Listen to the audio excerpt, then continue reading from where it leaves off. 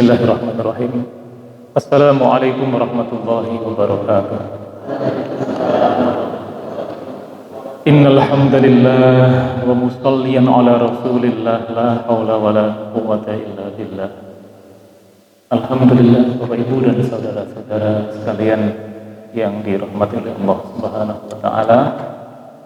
Petang kali ini kita bisa meneruskan surah Al-Alaq, surah yang ke-96. Surah Al-Alaq ini terdiri dari 19 ayat 1 sampai ayat 5 sudah kita bahas, dan hari ini kita akan menuntaskan ayat 6 sampai ayat yang ke-19.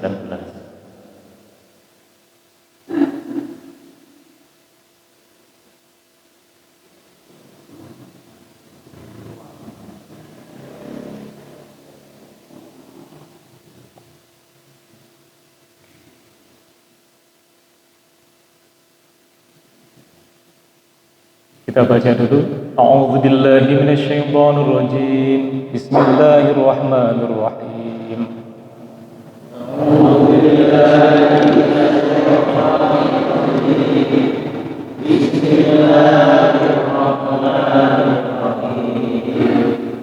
Langsung ayat 6 ya. Kalla innal insana layatgha.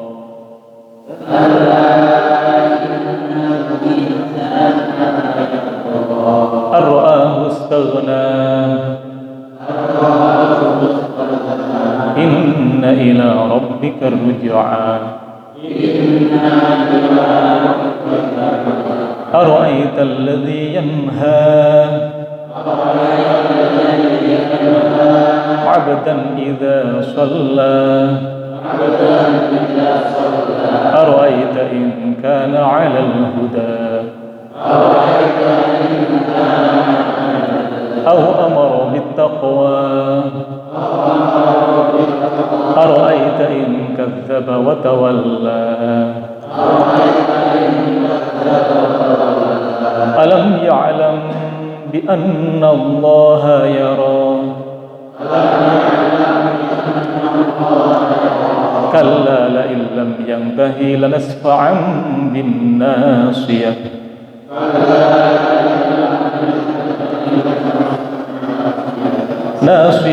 ناصية كاذبة خاطئة فليدع ناديه سندع الزبانية كلا لا تطعه واسجد واقترب.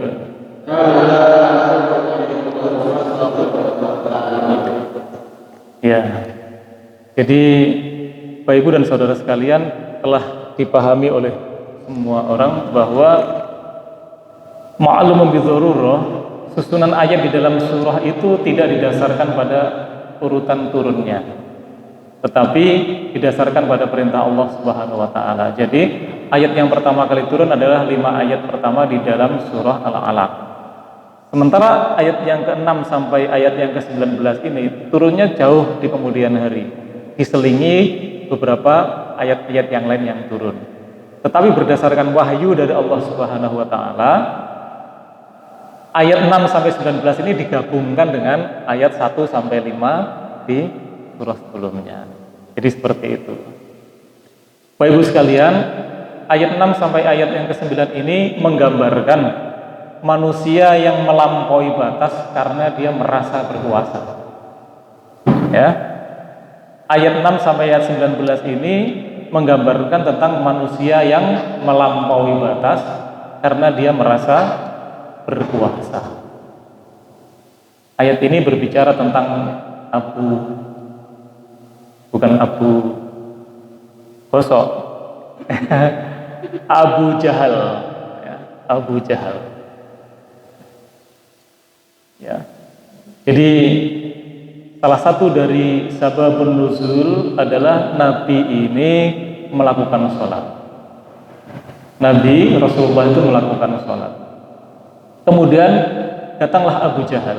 Dia berkata, "Wahai Muhammad, bukankah aku telah melarang engkau untuk melakukan ini?" Bukankah aku telah melarang engkau untuk melakukan ini, wahai Muhammad? Kata Abu Jahal sampai 3 kali.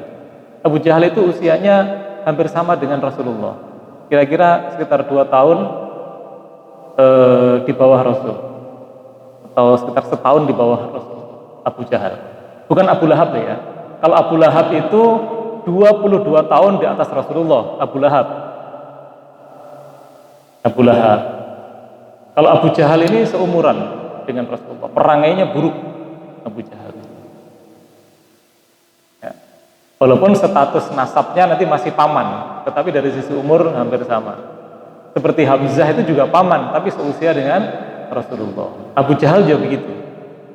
Kata dia, wahai Muhammad, bukankah aku telah melarang engkau untuk melakukan ini?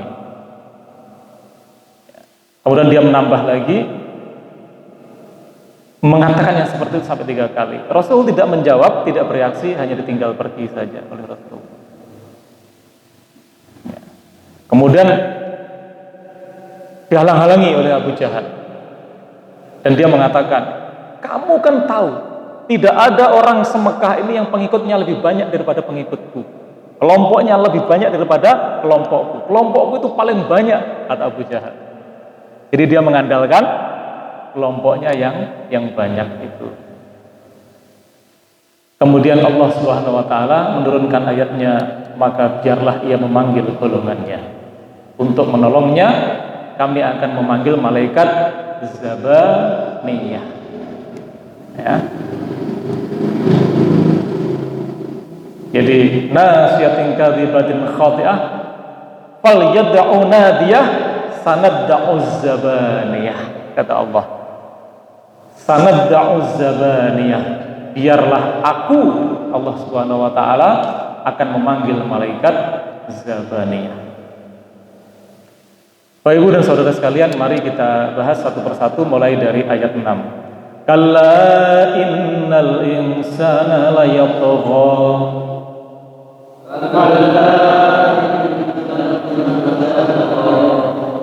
Ketahuilah, tidak demikian, sesungguhnya manusia itu innal insana layatgha, benar-benar melampaui batas. Kalla di sini bermakna benar-benar, karena tidak didahului dengan kata sebelumnya, seperti dijelaskan oleh Imam Al-Qurtubi di dalam Al-Jami' li Ahkamil Quran volume yang ke-20 halaman 123. Kalla di sini bermakna benar-benar, sungguh. Di situ ada kata al-insan. Al-insan di sini adalah lil jinsi, semua manusia. Yang dimaksud dalam al-insan di sini adalah semua keturunan Nabi Adam alaihissalam, termasuk kita ini. Jadi kita ini satu nasab, Bapak Ibu sekalian. Nasab kita sama, kembali ke mbah Nabi Adam alaihissalam. Al-insan di sini adalah mereka yang belum dididik dengan keimanan dan akhlak, belum dididik dengan keimanan dan adabul Islam. Seperti dijelaskan oleh Imam Al-Jazairi di dalam kitab beliau Aisyatut Tafasir. Kemudian di situ ada kata-kata layatgha. Yatgha itu maksudnya melampaui batas, berbuat sombong kepada Tuhannya, itu layatgha. Yatgha, sombong, melampaui batas. Ya, itu yang dijelaskan oleh Imam Al-Qurtubi di dalam Al-Jami' li Ahkamil Quran. Ara'ahu istaghna, karena dia melihat dirinya serba cukup. Orang yang sombong tadi itu, perasaan di situ ada kata an, itu sebagai maf'ul min ajlihi, menjelaskan penyebabnya. Kenapa dia sampai sombong si Abu Jahal ini? Karena dia melampaui batas, karena dia merasa dirinya istaghna, serba cukup. Maka dari itu orang yang kaya itu disebut sebagai aghnia, orang yang berkecukupan, ya, aghnia. Tapi dalam konteks di sini adalah astaghna, dia merasa dirinya sudah cukup, gak butuh Allah, gak butuh yang lainnya. Ya, seperti dijelaskan oleh Imam Al-Alusi di dalam Ruhul Ma'ani di dalam volume yang ke-15 halaman 403. Inna ila rabbika ruj'a. Inna sesungguhnya ila rabbika, hanya kepada Tuhanmu lah ar-ruj'a, kembalimu. Inna sesungguhnya ila rabbika hanya kepada Tuhanmu lah ar-rujaa kembalimu. Ila rabbika bil makna lil qasri untuk menunjukkan pembatasan. Jadi dibatasi. Kita ini sebenarnya nggak akan kembali kemana-mana. Kita ini nanti akan kembali kepada Allah Subhanahu wa Ta'ala Rabbul Alamin. Kita nanti itu tinggal antri menunggu waktu. Ya, antri menunggu waktu. Karena ajal itu tidak tahu kapan datangnya. Fa idza jaa ajaluhum la yastakhiruna sa'atan wa la yastaqdimun. Kalau ajal itu datang tidak bisa diakhirkan walau sesaat ataupun diawalkan walaupun hanya sesaat. Itulah ajal. Istrinya adik saya itu jam 11 malam masih membelikan nasi pecel suaminya. Habis itu makan bareng nasi pecel, menemani makan suaminya. Kemudian turun ke lantai 1, ngeloni anaknya yang kecil, kemudian naik lagi ke atas memberi informasi bahwa ada familinya yang meninggal, baca HP bareng-bareng, kemudian kok pusing mas ya, langsung tengkurap di pangkuan suaminya wafat. Insya Allah. Itu kurang lebih 10 hari yang lalu, 2 minggu yang lalu. Ajal itu loh datang seperti itu. Ajal itu. Fa idza jaa ajaluhum la yastakhiruna sa'atan wa la yastaqdimun. Kalau sudah datang nggak bisa diakhirkan ataupun diawalkan walau hanya sesaat. Jadi kita ini sebenarnya nanti akan kembali kepada Allah. Bukan seperti teori dialektika materialisme yang dikembangkan oleh orang-orang sosialis komunis. Kata mereka manusia itu dari materi. Materi nanti akan menjadi materi, kalau dia musnah menjadi materi kembali. Materi. Jadi Tuhan itu nggak ada. Itu konsep dialektika materialisme orang-orang komunis sosialis. Ya. Di dalam Islam tidak mengenal itu. Di dalam Islam kita ini dari Allah Subhanahu wa Ta'ala, nanti kita ini akan kembali kepada Allah Subhanahu wa Ta'ala. Sehingga ketika kita kembali, maka yang disunnahkan adalah mengucapkan kalimat inna lillahi wa inna ilaihi raji'un.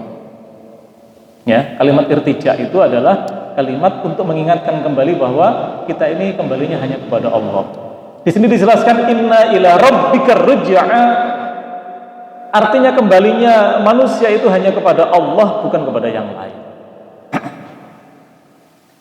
Karena konteksnya di sini adalah Abu Jahal, maka Imam At-Tabari menjelaskan dia akan mendapatkan siksaan yang sangat pedih yang belum pernah dia rasakan.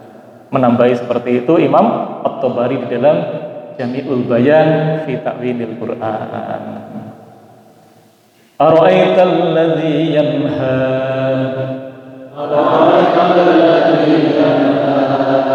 Ara'aital ladzi, bagaimana pendapatmu wahai Muhammad tentang orang yang yanha, yang melarang. Yanha di sini melarang. Semua mufassir sepakat bahwa yang dimaksud di sini adalah orang yang melarang engkau untuk melakukan sholat itu adalah Abu Jahal.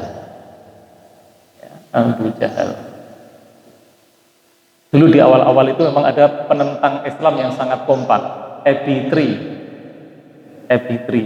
Abu Jahal, Abu Lahab, Abu Sufyan. Ya, dulu. Bukan Abi Tri yang penyanyi itu Pak, bukan. Tapi nanti di kemudian hari Abu Sufyan masuk Islam. Ya. Abdan idza shalla. Yang melarang siapa? Yang melarang seorang hamba abdan idza shalla, ketika mengerjakan salat. Siapa hamba yang sedang mengerjakan salat ini? Hamba yang sedang mengerjakan salat ini adalah Rasulullah. Jadi abdan idza shalla di sini adalah Rasulullah. Nah, pertanyaan ini sebenarnya pertanyaan yang penuh dengan keheranan, walaupun Allah itu tidak heran, tetapi pertanyaan bermakna keheranan. Bagaimana pendapatmu Muhammad tentang orang yang melarang seseorang hamba ketika dia mengerjakan sholat? Itu bukannya Allah itu tidak tahu kemudian bertanya, tidak. Ini untuk membangkitkan pemikiran Rasulullah. Bagaimana pendapatmu Muhammad tentang orang yang melarang orang yang mengerjakan sholat, tentang Abu Jahal itu? Karena apa? Karena Rasul itu dulu pernah berdoa, Allahumma a'izzal Islam imma bi Abi Jahil au bi Umara. Rasul pernah berdoa, ya Allah, muliakanlah Islam ini dengan dua orang yang engkau pilih, Abu Jahal ataukah Umar bin Khattab. Saking kerasnya penentangan dua orang itu, sampai Rasul itu meminta, ya Allah, muliakanlah Islam ini dengan dua Umar ini. Karena Abu Jahal nama aslinya adalah Amr, ya, Amr bin Hashim. Apakah lewat Abu Jahal atau lewat Umar? Ternyata doanya Rasulullah dikabulkan oleh Allah, dimuliakannya Islam itu melalui tangan Umar bin Khattab, bukan Amr bin Hashim. Ternyata seperti itu. Dan Abu Jahal itu oleh kaumnya diberi gelar sebagai Abdul Hakam, bapak kebijaksanaan. Ya, Abdul Hakam. Karena memang dia secara intelektual lumayan pinter. Secara intelektual. Jangan terpengaruh orang yang pinter. Karena banyak orang yang pinter keblinger. Ya. Abu Jahal itu memang secara intelektual lumayan. Ya, orang Quraisy keturunan Hashim, pinter-pinter. Tetapi disangkal oleh Allah Subhanahu wa taala, bagaimana mungkin ia bisa memuliakan Islam? Apakah dia layak mendapat gelar Abdul Hakam sementara dia melarang orang untuk sholat, menyembah kepada Allah Subhanahu wa taala? Ditanya oleh Allah. Nah, seperti itu. Abdul Hakam ini atau Abu Jahal ini salah satu orang yang diundang di majelis Harun Nadwah. Harun Nadwah itu adalah majelisnya orang Quraisy bermusyawarah secara intensif untuk bagaimana agar dakwah Muhammad itu tidak berlanjut. Itu berkumpul tokoh-tokoh hebat Quraisy, dan yang boleh berkumpul di situ hanya mereka yang berusia 40 tahun ke atas. Sementara Abu Jahal waktu itu belum genap 40 tahun tapi sudah diundang di forum itu. Karena dia tokoh yang cukup diperhitungkan. Nah, gitu. Abu Jahal. Kita teruskan. Ara'aita in kana 'alal huda.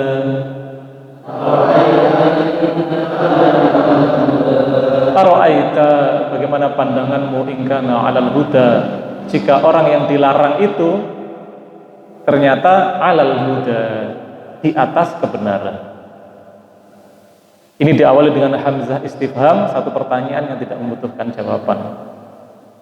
Al-huda adalah segala sesuatu yang akan mengantarkan kepada kebahagiaan, yang mengantarkan kepada kemuliaan di dunia dan di akhirat. Itulah al-huda, petunjuk.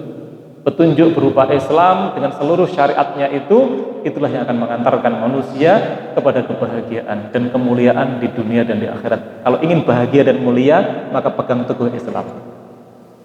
Menurut Imam Al-Jazairi di dalam Lisan At-Tafasir, ayat ini mencela orang yang telah menghalangi Rasulullah yang berada di atas petunjuk dan jalan yang benar. Jadi bagaimana mungkin orang yang berjalan di atas petunjuk di jalan yang benar seperti Muhammad itu dihalang-halangi untuk melakukan salat. Au amara bittaqwa, atau amaro, dia menyuruh bittaqwa, bertakwa. Ini masih Rasulullah. Padahal orang yang dilarang oleh Abu Jahal itu adalah orang yang apa tadi itu? Berada di atas kebenaran. Dan orang yang dilarang oleh Abu Jahal itu ternyata adalah orang yang senantiasa menyeru, amaro, memerintahkan, menyuruh, mengajak bittaqwa, untuk bertakwa. Takwa itu apa? Takwa itu adalah melaksanakan perintah Allah dan menjauhi larangannya. Itu menurut Imam An-Nawawi. Kalau menurut Imam Al-Ghazali, takwa itu adalah berhati-hati di dalam melangkah di dunia. Itu takwa. Al-Ghazali mengatakan, mengilustrasikan orang yang takwa itu orang yang bangun tidur, kemudian di samping kanan kirinya ada banyak pecahan-pecahan kaca. Maka bagaimana kita berhati-hati jangan sampai kena pecahan kaca itu. Itulah orang yang bertakwa, yang berhati-hati. Diilustrasikan begitu oleh Al-Ghazali. Tapi definisi yang sangat masyhur adalah definisinya Imam An-Nawawi yang mengatakan bahwa orang yang bertakwa adalah orang yang melaksanakan perintah Allah dan menjauhi larangan-larangannya, yang seringkali disebut oleh para khatib Jumat. Itu mengutip pendapatnya Imam An-Nawawi. Jadi Rasulullah itu mengajak manusia agar terlindung dari azab di dunia maupun di akhirat. Ya, amaro bitaqwa itu mengajak manusia agar terlindung dari azab di dunia maupun di akhirat. Itu penafsiran Al-Jazairi di dalam Aisar At-Tafasir. Kita teruskan. Ara'aita in kadzdzaba wa tawalla.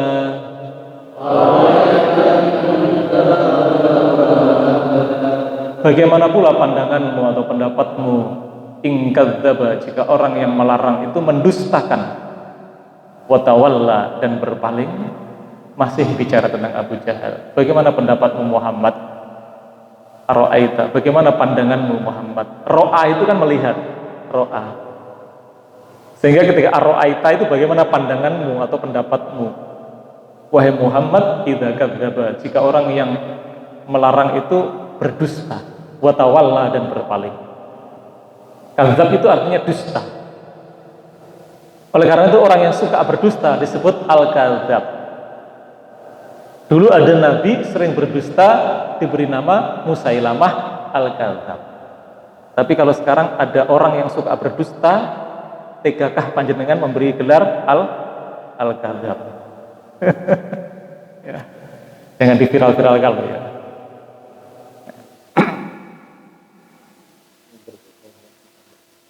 Jadi ini masih tentang Abu Jahal yang suka berdusta dan berpaling. Ya.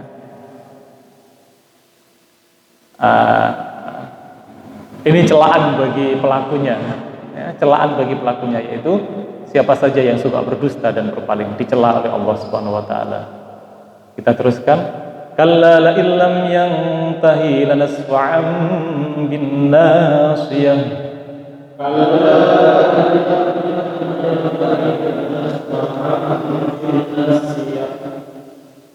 Ketahuilah, tidak seperti itu. Sungguh, la illam yantahi, jika dia tidak berhenti berbuat yang demikian, lanasfa'an bin nasiyah, niscaya kami akan tarik nasiyah, ubun-ubunnya. Ubun-ubun itu mana? Ini ya, ubun-ubun. Ya. Sungguh, la illam yantahi lanasfa'an bin nasiyah, dia tidak berhenti berbuat demikian, maka kami tarik ubun-ubunnya, kata Allah Subhanahu wa taala. At-Tabari berkata, tidaklah seperti yang dia katakan itu, wahai Muhammad, bahwa dia akan bisa menginjak lehermu, wahai Muhammad. Karena Abu Jahal ini sudah mengancam, kalau aku lihat Muhammad salat akan aku injak lehernya. Gitu. Ya, dijelaskan oleh Imam At-Tabari, enggak bisa dia.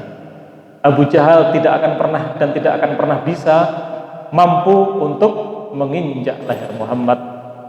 Enggak sampai dia, enggak akan pernah bisa. Bahkan diancam oleh Allah, lanasfa'an bin nasiyah, niscaya kami akan tarik ubun-ubunnya. Nah, Bapak Ibu, di situ disebutkan nasiyah secara khusus karena kebiasaan orang Arab itu kalau ingin menghinakan seseorang, membuat orang itu terpuruk dan terhina, itu adalah dengan ditarik ubun-ubunnya. Kalau orang India kan yang suka ditarik kan lehernya, kebiasaan orang India. Kita dulu orang Jawa juga leher. Oke. Jadi kalau kita marah dengan seseorang, pegang lehernya, apa ini? Nah, gitu. Kalau orang Arab itu kebiasaan dari dulu itu langsung ubun-ubunnya untuk menghinakan orang itu. Maka kemudian ayat ini pas. Lanasfa'an bin nasiyah. Tarik ubun-ubunnya sebagai bentuk penghinaan kepada orang yang ditarik ubun-ubunnya itu. Nasiyatin kadhibatin khati'ah,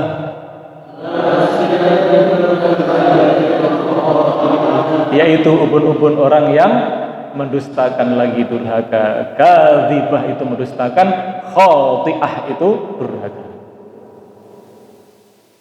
Kadzibah itu dusta, berarti konteksnya dalam perkataan. Ngomong sak ngomong biasanya dusta. Itu namanya al-kadzab, sang pendusta. Ya. Kalau khati'ah itu buruk di dalam perbuatannya. Perbuatannya buruk, bengis, kejam, buruk, itu khati'ah. Durhaka dia. Fala yad'u nadiya. Maka biarlah dia memanggil golongannya. Nadiyah. Nadiyah itu bisa bermakna golongan, bisa bermakna anggota keluarga, bisa bermakna majelis. Nadiyah. Biar dia kalau mau memanggil golongannya, kalau mau memanggil keluarganya, kalau mau memanggil majelisnya. Kata Ad-Dabari di dalam Jami'ul Bayan Kitab Al-Qur'an. Nadiyah itu bermakna anggota keluarga, bermakna golongan, bermakna majelis. Sanad'u zabaniyah. Kelak kami akan memanggil az-zabaniyah, malaikat zabaniyah. Jadi nama malaikat itu banyak, ratusan ribuan malaikat. Cuman yang wajib untuk diimani dan diketahui itu setidaknya minimal 10 malaikat. Gitu. Jadi di luar itu banyak sekali malaikat, termasuk yang disebutkan dalam surah Al-Alaq ini ada salah satu malaikat namanya malaikat Zabaniyah. Ya. Siapa malaikat Zabaniyah itu? Imam Al-Baghawi di dalam Ma'alimut Tanzil menjelaskan Az-Zabaniyah itu adalah malaikat yang mendorong manusia ahli neraka ke dalam neraka. Jadi tugas dia itu dorong manusia untuk nyemplung ke dalam neraka, itu Zabaniyah. Karena manusia itu ketika sudah di pinggir neraka itu nggak mau, dia enggan nyemplung ke neraka, itu nggak mau. Apa yang gelem nyemplung api yang berkobar-kobar? Nggak mau, dia berontak, tapi didorong oleh malaikat Zabaniyah. Ya. Didorong oleh Zabaniyah. Dan perangai Zabaniyah ini kasar, perangnya malaikat ini keras, ya, menakutkan Zabaniyah. Dan Abu Jahal akan berhadapan dengan malaikat Zabaniyah. Masya Allah. Jadi kita harus hati-hati, ya, jangan meniru model-model Abu Jahal kayak begini, ya, menentang orang yang sholat, menentang orang yang amar ma'ruf nahi munkar, menentang orang yang mengajak kepada kebaikan. Kalla la tuti'hu wasjud waqtarib.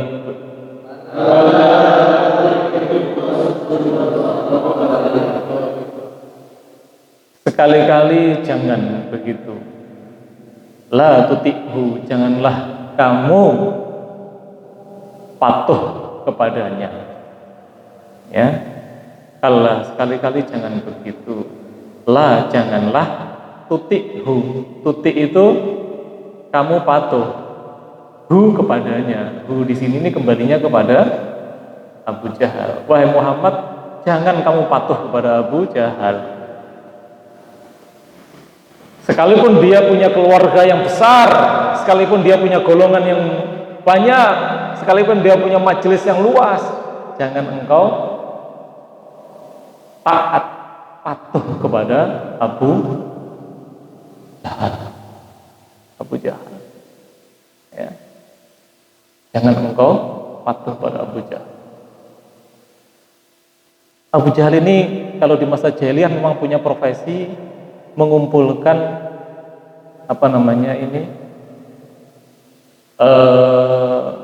dia penguasa patung di Ka'bah. Itu Abu Jahal, ya, yang merawat patung-patung di Mekah itu, di Ka'bah itu juga Abu Jahal. Banyak dia temannya, koleganya banyak. Abu Jahal. Malah diperintahkan Allah wasjud, dan sujudlah. Tetap sujud, wasjud, tetap sujud. Waqtarib, dan bertakarublah, dan dekatkanlah dirimu kepada Tuhan. Dikuatkan hati Rasulullah oleh Allah Subhanahu wa taala itu ketika ditentang dengan keras oleh Abu Jahal, malah diperintahkan jangan kamu taati dia, kata Allah. Justru kamu tetap bersujud. Justru kamu takarrublah, mendekatlah kepada Allah. Jadi khitab ini, seruan ini ditujukan kepada Rasulullah Shallallahu Alaihi Wasallam. Di dalam sebuah kaidah usul ada satu kaidah yang terkenal, khitabur Rasul, khitab lil ummati. Seruan kepada Rasul itu juga seruan kepada umatnya. Jadi pun kita berarti bisa mendapatkan pelajaran dari sini. Karena apa? Rasul itu dilarang untuk mengikuti orang yang menentang orang sholat, maka kita pun juga jangan sekali-kali mengikuti orang yang menentang orang sholat. Rasul diperintahkan wasjud, bersujud, maka kita pun juga diperintahkan bersujud. Rasul diperintahkan waqtarib, takarrub kepada Allah, maka kita pun juga diperintahkan takarrub kepada Allah. Menurut Imam Al-Qurtubi, sujud di sini dimakna sholat. Takarrub di sini dimakna taat sepenuhnya kepada Allah dan beribadah. Itu takarrub, mendekatkan diri kepada Allah. Ya. Mungkin suatu saat kita akan baca, ada satu kitab kecil namanya kitab Takarrub ilallah. Itu bagus kalau dikaji. Mungkin suatu saat nanti. Nah, kitab Takarrub ilallah, amalan-amalan apa yang bisa mengantarkan kepada kedekatan kita kepada Allah Subhanahu wa taala. Bapak Ibu dan saudara sekalian, ini pelajaran yang bisa kita ambil ya. Yang pertama, janganlah sekali-kali kita menjadi orang yang menentang ya, menentang syariahnya Allah Subhanahu wa taala. Dan jangan kita taat kepada orang-orang yang menentang syariahnya Allah Subhanahu wa taala itu. Justru kita ini harus lebih banyak bersujud dan bertakarrub kepada Allah Subhanahu wa taala. Ini ayat ini adalah ayat Makkiyah, ayat yang awal kali Rasulullah masih berada di Mekah dan masih banyak penentangan-penentangan dalam kehidupan beliau. Ya, Abu Jahal ini nanti akhirnya dia meninggal pada perang Badar. Perang Badar dia meninggal. Baik, Bapak Ibu dan saudara sekalian, demikian yang kita. Oh gitu, monggo. Nggih.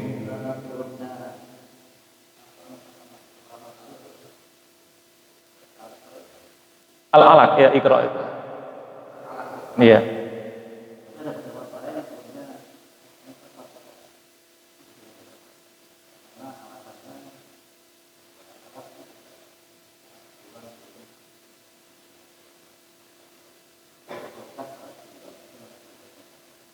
Oh iya.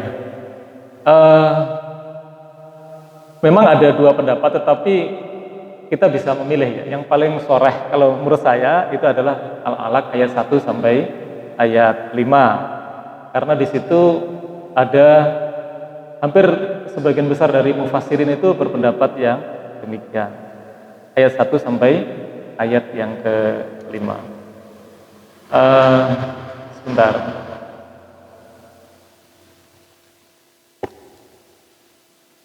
Harus kita cek ulang siapa yang para mufassir yang berpendapat demikian ya.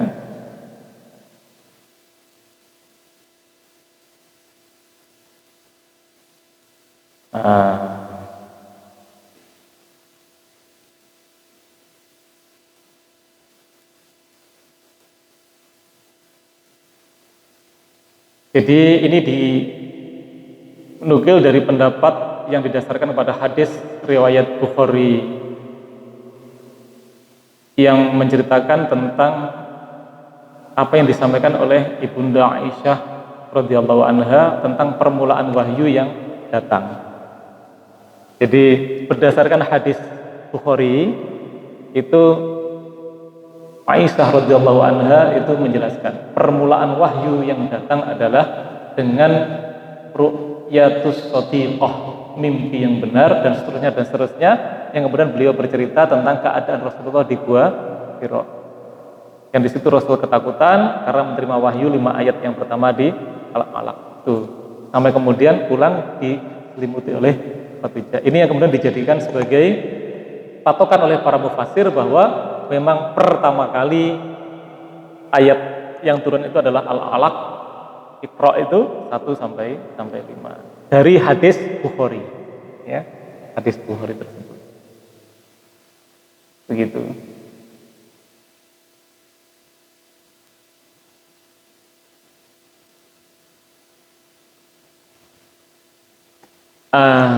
Sedangkan diskusi-diskusi yang lain ya wallahu alam, coba nanti kita akan kembangkan ya. Tapi sementara berdasarkan hadis Bukhari adalah Al-Alaq ayat 5. Ini berdasarkan kepada sababun nuzul Al-Alaq tersebut yang diceritakan oleh Ibunda Aisyah radhiyallahu anha. Oke, sementara ini ya. Demikian, semoga sedikit ini bermanfaat bagi kita.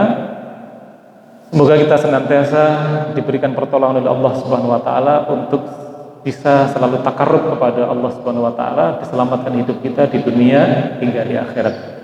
Amin ya rabbal alamin. Ihdinas siratal mustaqim. Assalamualaikum warahmatullahi wabarakatuh.